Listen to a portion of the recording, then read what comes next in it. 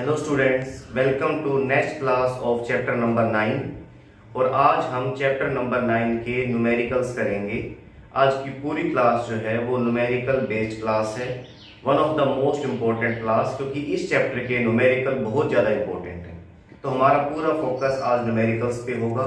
सबसे पहले मैं फॉर्मूले बता देता हूँ जो इस चैप्टर में यूज होंगे। कुछ फॉर्मूले इस चैप्टर के हैं और कुछ जो मोशन वाला चैप्टर था उसके भी फॉर्मूले इस चैप्टर में यूज होंगे। तो सबसे पहले हम फॉर्मूले देखेंगे बोर्ड के ऊपर और उसके बाद सिर्फ न्यूमेरिकल ही करेंगे एक्सरसाइज की, ठीक है। और उसके बाद जो नेक्स्ट क्लास होगी उसमें हम बचे हुए एनसीईआरटी के इन text question and exercise question करेंगे। तो सबसे पहले फॉर्मूले देखते हैं जो इस चैप्टर में यूज होंगे। सबसे पहला फॉर्मूला है F is equal to m into a, ठीक है। ध्यान से देखते जाएं, इसमें m का मतलब है मास ऑफ ऑब्जेक्ट, और मास को हम हमेशा मेजर करते हैं किस चीज में? किलोग्राम में, याद रखना ही। और a का मतलब है एक्सेलरेशन, और एक्सेलरेशन की यूनिट आप हमेशा याद रखेंगे क्या होती है? Metre per second square. तो पहला formula F is equal to m into a, ठीक है।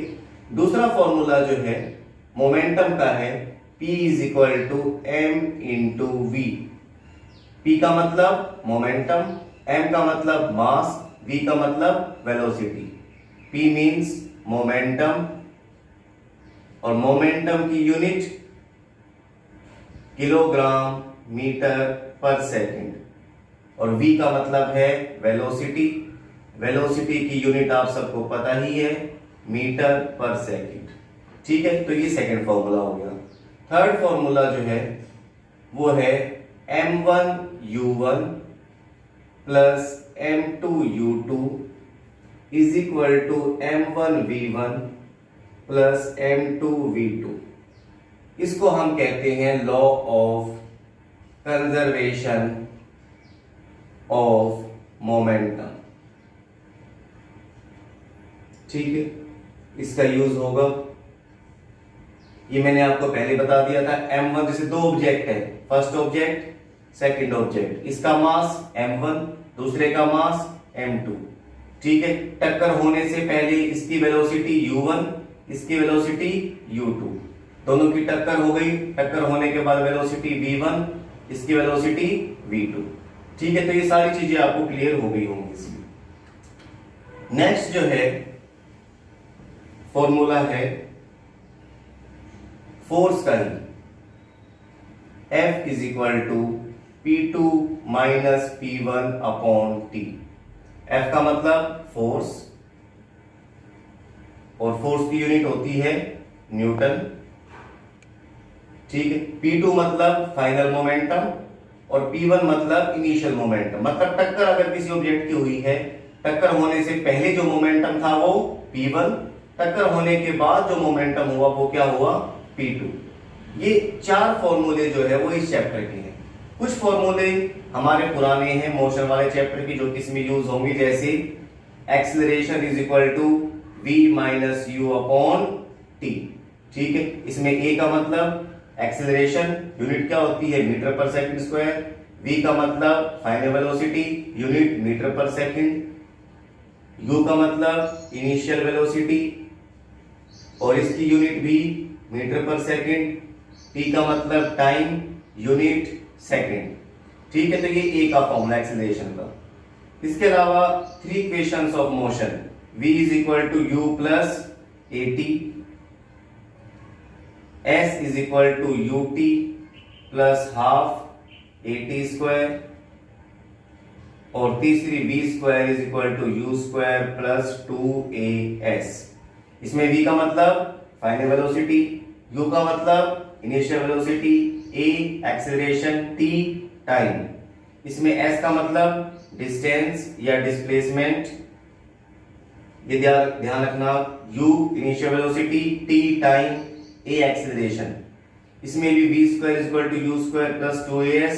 v फाइनल वेलोसिटी, u क्या है? इनिशियल वेलोसिटी, a एक्सेलरेशन, और s डिस्टेंस। तो ये जो फॉर्मूले हैं वो पिछले वाले चैप्टर के हैं। एक बात और ध्यान रखेंगे, कोई भी चीज जब स्टार्ट होगी, जैसे अब स्टार्ट फ्रॉम रेस्ट, कोई भी चीज जब स्टार्ट हो रही है तो u की वैल्यू 0, कोई भी चीज जब स्टॉप हो रही है, जैसे ब्रेक लगाने के बाद कार रुक गई, ट्रेन रुक गई, कुछ भी है, कोई भी चीज अगर स्टॉप होती है तो v की वैल्यू 0। ठीक है, ये दो बातें हो याद रखें। अब एक और बात, जब भी हमें किलोमीटर पर आवर को मीटर पर सेकंड में चेंज करना है तो हमें उससे मल्टीप्लाई करना होगा 5/18 से।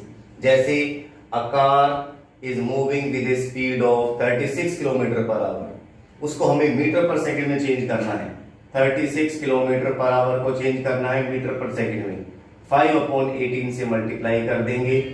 ठीक है, ये मीटर पर सेकंड में आ जाएगा।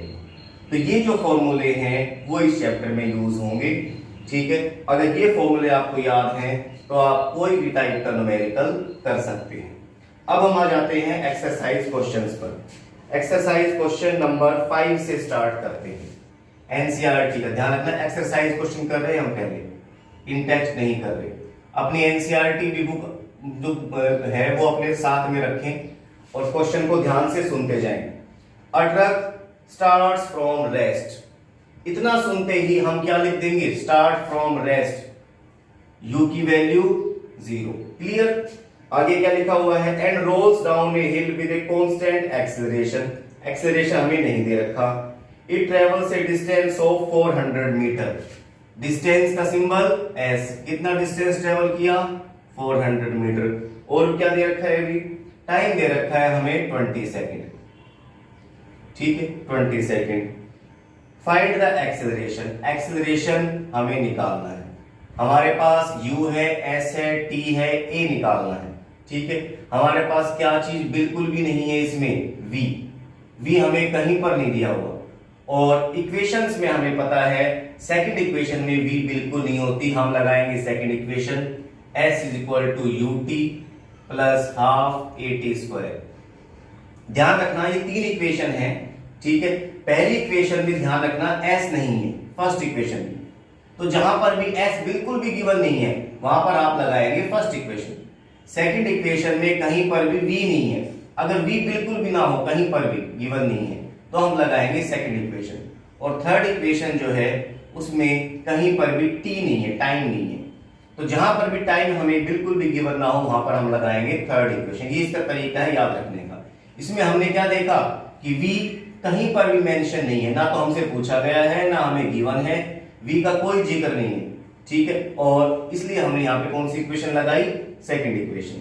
ठीक है, अब देखिए ध्यान से, सारी वैल्यूज हम पुट करते जाएंगे। s की वैल्यू, s हमें कितना गिवन है, 400, u की वैल्यू 0, t की वैल्यू 20, हाफ की जगह हाफ, a की जगह a और t की जगह 20 का स्क्वायर। ठीक है, बिल्कुल स्टेप बाय स्टेप करेंगे। 0 इंटू समथिंग 0, उसको लिखने की जरूरत नहीं, हाफ इंटू a इंटू 20 का स्क्वायर, दो बार 20 लिख देंगे, मल्टीप्लाई नहीं करेंगे, वो लास्ट में करते हैं। a को यहीं रखो, बाकी सबको इज इक्वल टू के इस तरफ लेकर जाएंगे। ये 400 था। ठीक है, यहाँ पे 2 डिवाइड है, इस साइड जाके मल्टीप्लाई, नीचे क्या आ जाएगा 20 इंटू 20, सोल्व कर दिया और ये आ जाएगा 2 से 2 कटा 4। एक्सेलरेशन की वैल्यू आ गई 2 मीटर पर सेकेंड स्क्वायर। ठीक है, आगे भी क्वेश्चन में पूछा गया है, find the force if the mass is 7 ton. Mass हमें दे रखा है 7 टन, 7 टन्स, 1 टन में होते हैं 1000 किलो, तो मास कितना हो गया इसका, 7000 किलो। ठीक है, अब लगा दो F is equal to m into a का फॉर्मूला। F हमारे पास है कितना, F हमारे पास है 7000, A की वैल्यू हमने फाइंड की है 2, ये आ जाएगा 14,000 न्यूटन। ठीक है, सभी बच्चे अब वीडियो को पॉज करें और इस क्वेश्चन को अपनी कॉपी में सोल्व करें। इसके बाद क्वेश्चन नंबर 6 है, अ स्टोन ऑफ 1 kg। सिर्फ इतना ही पढ़ेंगे, हमें मास पता चल गया 1 kg। ठीक है, अब आगे पढ़ेंगे। Is thrown with a velocity of 20 metre per second, उसको 20 मीटर पर सेकंड की स्पीड से फेंका गया। हमें नहीं पता चल रहा ये u है या v है, हमने सिर्फ 20 मीटर पर सेकंड लिख दिया। Across a frozen surface of lake and comes to rest, पत्थर को फेंका, उसके बाद वो रेस्ट में आ गया, बाद में क्या हो गया, स्टॉप हो गया। इसका मतलब v की वैल्यू 0 है, इसका मतलब ये u। ठीक है, find what is the force of friction between stone and force. Distance भी दे रखा है हमें, 50 मीटर चलने के बाद वो स्टॉप हुआ, हमें फोर्स निकालना है। ठीक है, फोर्स का फॉर्मूला हमें पता है F is equal to m into a, मतलब सबसे पहले हमें इसमें a चाहिए। ठीक है, हमारे पास u है, v है, s है, a हमें निकालना है। क्या चीज बिल्कुल भी नहीं है, टाइम। और टाइम मैंने बताया था अगर बिल्कुल भी गिवन नहीं है तो हम लगाएंगे equation number 3, v square is equal to u square plus 2as। v हमारे पास 0, u हमारे पास 20, स्क्वायर कर देंगे, 2 की जगह 2, a की जगह a, s की जगह 50। सोल्व करेंगे, 400 plus 100a is equal to ये 0। सोल्व करेंगे, a की वैल्यू आएगी -400 अपॉन 100 यानी -4 मीटर पर सेकंड स्क्वायर। ये माइनस में क्यों आई है a की वैल्यू, क्योंकि ऑब्जेक्ट स्टॉप हो रहा है और नेगेटिव में एक्सेलरेशन को हम रिटार्डेशन कहते हैं। अब लगा देंगे F is equal to m into a, m हमारे पास है 1 kg, a की वैल्यू आई है -20, F की वैल्यू आएगी -20 न्यूटन। और हम लिख भी देंगे कि F की वैल्यू माइनस में क्यों आई है। ठीक है, माइनस में इसलिए आई है, देखो ध्यान से, हमने पत्थर को फेंका, पत्थर जा रहा है इस तरफ, फ्रिक्शन फोर्स उसे रोकने की कोशिश कर रहा है अपोजिट साइड में। ठीक है, तो हम क्या लिखेंगे इसमें कि ये फोर्स नेगेटिव क्यों आया, सिंस द डायरेक्शन ऑफ, किस चीज की direction, direction of motion and force are opposite, so the force कैसा होगा, नेगेटिव। इसलिए फ्रिक्शनल फोर्स हमेशा नेगेटिव होता है। ऑब्जेक्ट का मोशन एक तरफ है, force, friction force opposite side में लगकर उसे रोकने की कोशिश कर रहा है, इसलिए हमारा फोर्स क्या आया है, नेगेटिव आया है। ठीक है, फटाफट इस क्वेश्चन को सोल्व करें और उसके बाद जो है मैं यहाँ पे क्वेश्चन नंबर 7 करवाऊंगा। ठीक, आप वीडियो को पॉज कर सकते हैं, दोबारा से उसको चला सकते हैं, मैं लगातार यहाँ पे क्वेश्चन करवाता जाऊंगा।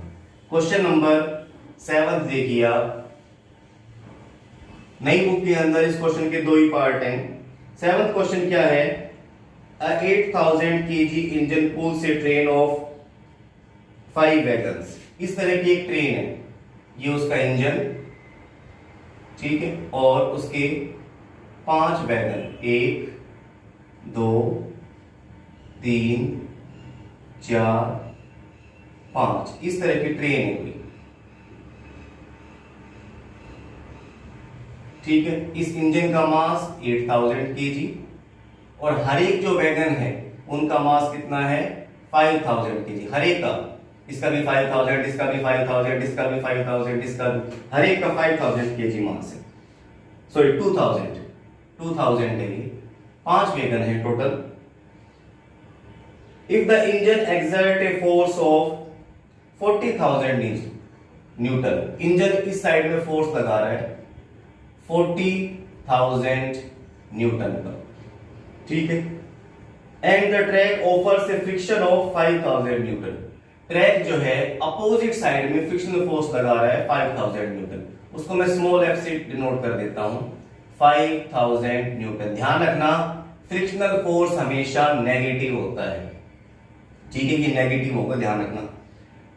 अब हमसे पूछा हुआ है क्वेश्चन में, then calculate the net accelerating force, कितना फोर्स, नेट फोर्स कितना लग रहा है। हम लिखेंगे नेट फोर्स कितना होगा, is equal to total force जो लग रहा है वो minus frictional force. Total force कितना है 50,000 माइनस फ्रिक्शनल फोर्स, सॉरी 40,000 है ये, 40,000, फ्रिक्शनल फोर्स है 5,000, एक्सीलरेटिंग फोर्स हो जाएगा 35,000 न्यूटन। ठीक है, माइनस क्यों किया? क्योंकि जो फोर्स लग रहा है इंजन का वो इस तरफ, फ्रिक्शनल फोर्स अपोजिट साइड में, तो नेट फोर्स है वो माइनस करके निकल जाएगा। इसके बाद बी पार्ट में एक्सीलरेशन पूछा हुआ है, ट्रेन का एक्सीलरेशन कितना होगा। ट्रेन का टोटल मास कितना हो गया 8,000 kg, तो इंजन का, डब्बों का 2,000 kg, इनटू कितने डब्बे हैं 5, ये हो जाएगा 8,000 plus 10,000 is equal to 18,000 kg। ये मास हो गया टोटल ट्रेन का। ठीक है, फोर्स हमें फाइंड कर ही दिया था, कितना था 35,000 Newton.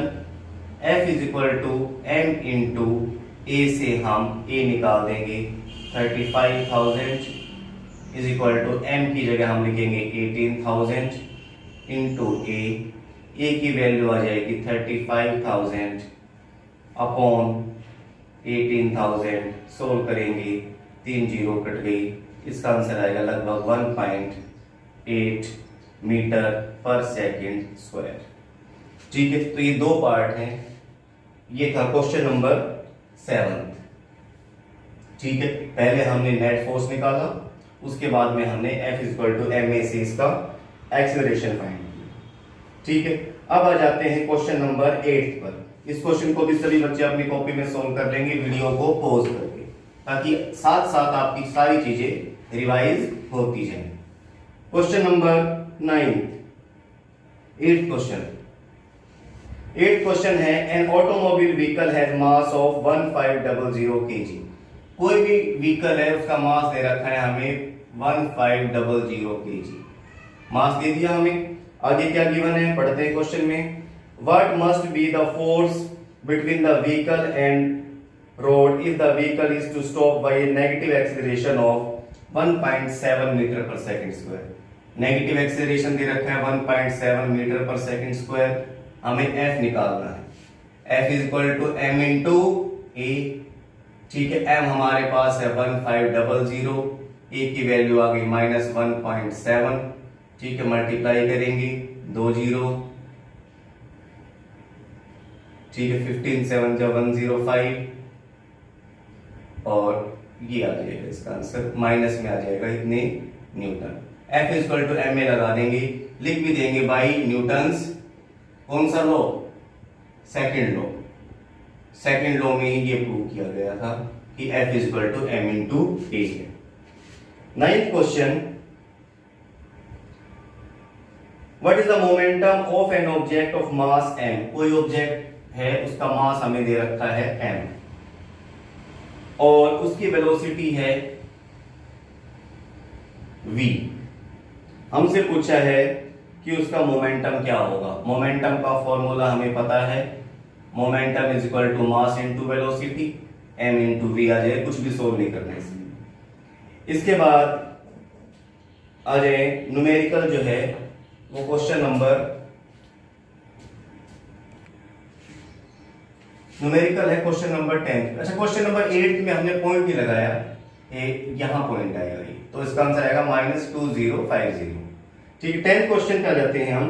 Using a horizontal force of 200 newton we intend to move a wooden cabinet across a floor. इस तरह का एक वुडन बॉक्स है, ठीक है, फर्श के ऊपर रखा हुआ है, हमने फोर्स लगाया, ठीक है, horizontal force of 200 Newton, 200 Newton का फोर्स लगाया। उसके बाद हमसे कहा गया है what is the frictional force that would exert on the cabinet.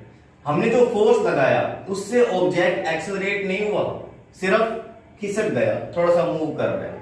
ठीक है, हमसे पूछा हुआ है what is the frictional force. Frictional force क्या होगा? ठीक है, हम आंसर में लिखेंगे फ्रिक्शनल फोर्स विल बी, कितना हो जाएगा -200 न्यूटन। माइनस इसलिए क्योंकि फ्रिक्शनल फोर्स हमेशा नेगेटिव होता है, जितना फोर्स हम लगा रहे हैं उतना ही फ्रिक्शनल फोर्स लग रहा है, तब ऑब्जेक्ट सिर्फ मूव करेगा। ठीक है, अगर ये फोर्स ज्यादा होता, फ्रिक्शनल फोर्स से, तब ऑब्जेक्ट मूव नहीं करता, वो एक्सेलरेट करता, उसकी स्पीड लगातार बढ़ती जाती। लेकिन हमें यहाँ पे क्वेश्चन में क्या कह रखा है कि ऑब्जेक्ट सिर्फ मूव कर रहा है, इसलिए हम यहाँ पे क्या कहेंगे कि फोर्स जो हम अप्लाई कर रहे हैं it is equal to the frictional force. अब आ जाए क्वेश्चन नंबर 11 पर। 11th क्वेश्चन क्या कह रखा है क्वेश्चन में, two objects each of mass is 1.5 kg। दो ऑब्जेक्ट हैं ये इस तरह से, दोनों का मास 1.5 kg, इसका भी 1.5, इसका भी 1.5, इसको हम m1 मान लेते हैं, इसको m2 मान लेते हैं।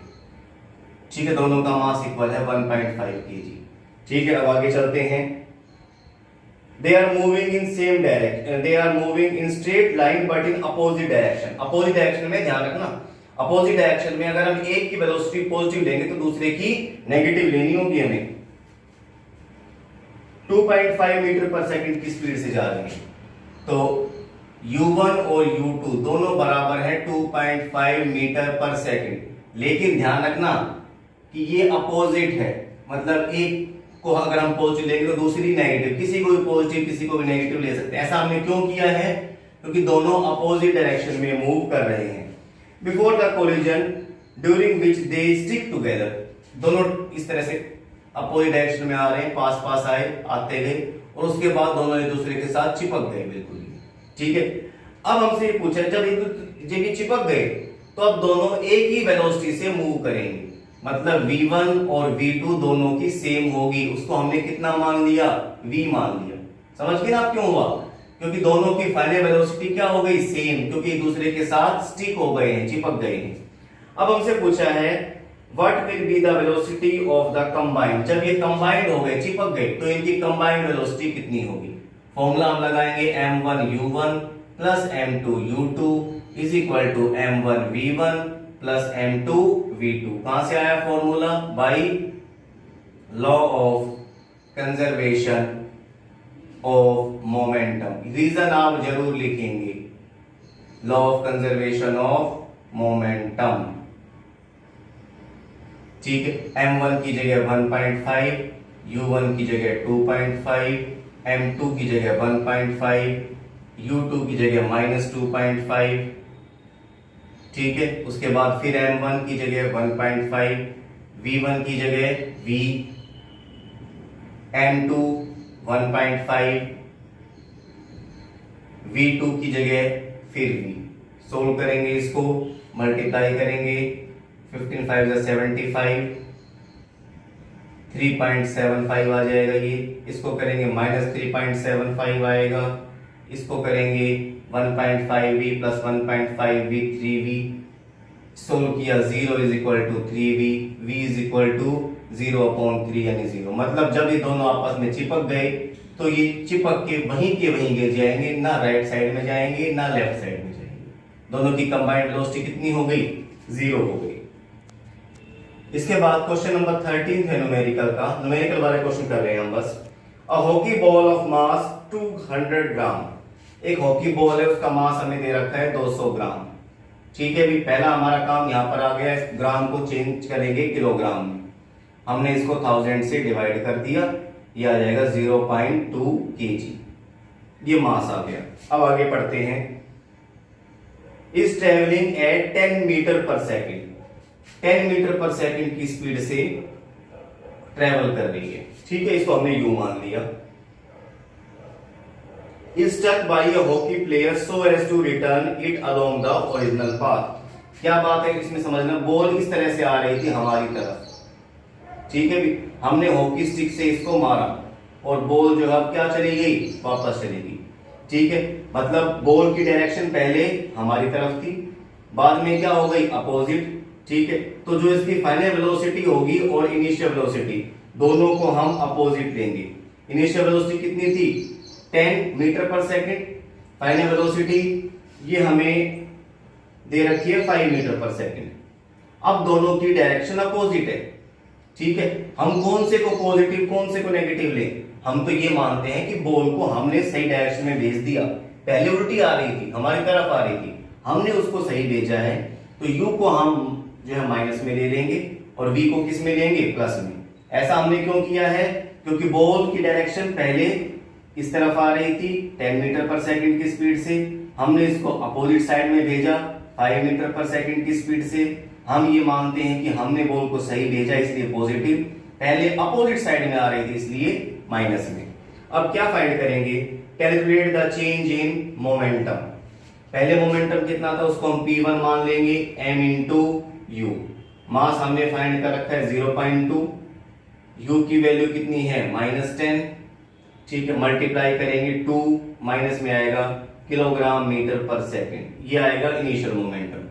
इस तरह से हम P2 निकाल लेंगे final momentum, m into v. m हमारे पास है 0.2 और v की वैल्यू है हमारे पास 5, ये आ जाएगा 1 किलोग्राम मीटर पर सेकंड। हमें निकालना है चेंज इन मोमेंटम, इसका सिंबल होगा ये ट्रायंगल P, डेल्टा P मतलब चेंज इन मोमेंटम, यानी P2 माइनस P1। कुछ नई चीजें आपको 9th क्लास में सीखनी पड़ेगी, ध्यान रखना। चेंज इन मोमेंटम का मतलब माइनस किया, इसका सिंबल क्या लिखा है मैंने, डेल्टा P, ठीक है। ट्रायंगल बना के P लिख दिया, P2 माइनस P1। P2 हमारे पास कितना है 1, P1 की वैल्यू कितनी है -2, ये लिख दिया -2। सोल्व करेंगे, ये आएगा 3 किलोग्राम मीटर पर सेकंड। ये था क्वेश्चन नंबर 13। अब आ जाए क्वेश्चन नंबर 14 पर। 14th क्वेश्चन ये भी न्यूमेरिकल वाला है और हमें क्वेश्चन में कह रखा है इसमें 14th क्वेश्चन में, अ बुलेट ऑफ मास 10 ग्राम। एक बुलेट है उसका मास हमें दे रखा है 10 ग्राम, ठीक है। बिना कुछ सोचे समझे किलोग्राम में चेंज कर लिया हमने, यह जगह 0.01 kg। आगे क्या कह रखा है क्वेश्चन में, travelling with a velocity of 150 metre per second. कितनी स्पीड से ट्रेवल कर रहा है, 150 मीटर पर सेकेंड। u है, v हमें नहीं पता, आगे क्वेश्चन पढ़ेंगे तब पता चलेगा। Strikes a stationary wooden block and come to rest. बाद में ये रेस्ट में आ गया, ठीक है। बाद में रेस्ट में आया मतलब v की वैल्यू 0, ये हमें u गिवन था। इस तरह से हम पहचान कर लेंगे इसकी। और आगे क्या रखा है, calculate the distance of penetration of bullet. Bullet कितनी अंदर तक जाएगी उसका डिस्टेंस फाइंड करेंगे, ठीक है। और भी कुछ दे रखा है हमें क्वेश्चन में,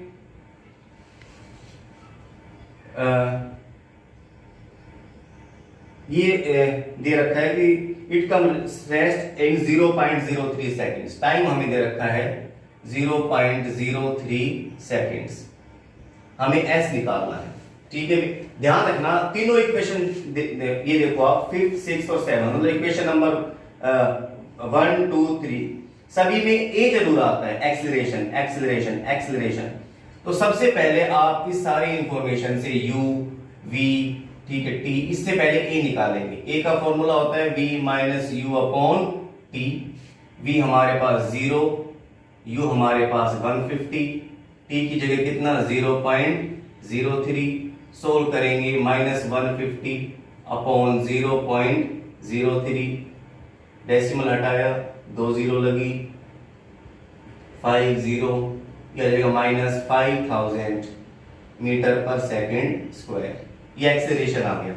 अब हम s निकाल सकते हैं, कोई सी भी इक्वेशन लगा दो। हम लगा देते हैं v square is equal to u square plus 2as। v हमारे पास 0, u हमारे पास 150, स्क्वायर है 2 की जगह 2, a की जगह -5000 इंटू s। सोल्व करेंगे, इसका स्क्वायर 2 2 5 00 और ये करेंगे तो इसका आएगा -10,000 इंटू s। s की वैल्यू आ जाएगी 22500 अपॉन 10,000। सोल्व करेंगे 2.25 मीटर पर सेकंड स्क्वायर। ये s सिर्फ मीटर, ये s की वैल्यू आ जाएगी डिस्टेंस। और कुछ देखते हैं क्या क्या कुछ पूछा गया है क्वेश्चन में आगे। कैलकुलेट द डिस्टेंस, डिस्टेंस तो हमने फाइंड कर दिया। Also find the magnitude of force exert. f भी निकालना है हमें। f is equal to m into a, ठीक है। बुलेट का मास 0.01 इंटू ए की वैल्यू हमने कितनी फाइंड की है भाई, ए की वैल्यू आई थी -5000, सोल्व करेंगे, 2 जीरो हटाई, ये आ जाएगा -50 न्यूटन। ये फोर्स भी नेगेटिव आया है, क्यों? जिस तरह देखो ध्यान से, ये वुडन ब्लॉक है, ठीक है भी, बुलेट इस तरह से टकराई, बुलेट तो जा रही है इस साइड में, फ्रिक्शनल फोर्स इसको अपोजिट साइड में लग रहा है, इसको रोकने की कोशिश कर रहा है, इसलिए इस एफ की वैल्यू हम नेगेटिव लेंगे। इसके बाद आ जाए क्वेश्चन नंबर 15। क्वेश्चन सभी बच्चे अपनी कॉपी में सोल्व करते रहे, वीडियो पॉज करके, जो मैंने पहले तरीका बताया था। इससे जब तक आप अपने हाथ से क्वेश्चन नहीं करेंगे तब तक आपको कोई क्वेश्चन नहीं आएगा, ठीक है? सिर्फ देखने से जो है कुछ सोल्व नहीं होगा, अपने हाथों से आपको क्वेश्चन सोल्व करने पड़ेंगे। 15th question, N object of mass 1 kg, object का मास दे रखा है 1 kg, ये 1 kg लिख दिया हमने। Travelling in straight line with a velocity of 10 metre per second, कितनी स्पीड से जा रहा है? 10 मीटर पर सेकंड। यू है वी हमें नहीं पता अभी। Collide with and stick to a wooden block of mass 5 kg, ये तो दो ऑब्जेक्ट हो गए, ठीक है? एक ऑब्जेक्ट 1 kg का और दूसरा ऑब्जेक्ट कितने kg का? 5 kg का। इसको हमने m1 लिख लिया, इसको m2 लिख दिया, और इसकी स्पीड कितनी है? 10 मीटर पर सेकंड, और वुडन ब्लॉक जो है वो रेस्ट में है, ये हमने लिख दिया 0, ठीक है? उसके बाद क्या कह रखा है इसमें? दोनों की टक्कर हो गई। Then they both move off together in same line, जैसे इस तरह से मान लीजिए ये एक ऑब्जेक्ट है, ये दूसरा ऑब्जेक्ट है, ठीक है? दोनों जो है एक ही साइड में जा रहे थे, ये रेस्ट में था, ये इससे टकराया, टकराने के बाद चिपक गया, और अब दोनों एक ही साइड में जा रहे हैं, तो दोनों की फाइनल वेलोसिटी सेम हो जाएगी। कितनी मान ली हमने? v मान ली। Then they both move together in same line. Calculate the total momentum just before the impact and just after the impact. Also calculate the combined velocity. Momentum before collision, ठीक है? पहले वाले का मोमेंटम कितना है? p1 m into u, m हमारे पास है 1, u कितना है 10, यह जगह 10 किलोग्राम मीटर पर सेकेंड, और p2 है m into v, sorry m2 into u2, m2 हमारे पास है 5, u2 है 0, उसका मोमेंटम 0। टोटल मोमेंटम जो है वो है 10 किलोग्राम मीटर पर सेकेंड, ठीक है? हमसे पूछा है कि इनकी कंबाइंड वेलोसिटी क्या होगी। फॉर्मूला लगाएंगे हम, m1 u1 plus m2 u2 is equal to m1 v1 plus m2 v2। कहां से आया फॉर्मूला भाई? Law of conservation of momentum. इसको जरूर लिखेंगे, कोई आलस नहीं करेंगे। Law of conservation of momentum, ठीक है? अब वैल्यू पुट कर दीजिए, m1 की जगह 1, u1 की जगह 10, m2 की जगह 5, u2 की जगह 0, फिर m1 की जगह 1, v1 की जगह v, m2 की जगह 5, v2 की जगह कितना? v। अच्छा, इसमें हमने दोनों जो है u1 और u2 क्या लिए? पॉजिटिव, क्योंकि हमें ये कह रखा है कि दोनों सेम डायरेक्शन में जा रही हैं, इसलिए हमने u1 और u2 दोनों को पॉजिटिव लिया। ध्यान रखना ये बात। अब हम इसको सोल्व करेंगे। 10 इज इक्वल टू, ये तो 0 हो ही जाएगा, 1v प्लस 5v, ये आ जाएगा 6v, 6v is equal to 10, v is equal to 10 upon 6। Solve कर देंगे इसको, 1.67 मीटर पर सेकेंड, ये दोनों की कंबाइंड वेलोसिटी हो जाएगी। इस तरह से हमने आज एनसीईआरटी एक्सरसाइज के कुछ न्यूमेरिकल्स किए। अब ये वो न्यूमेरिकल बचे हुए हैं, ठीक है? न्यूमेरिकल वाला पोर्शन जो है वो सबसे टफ होता है।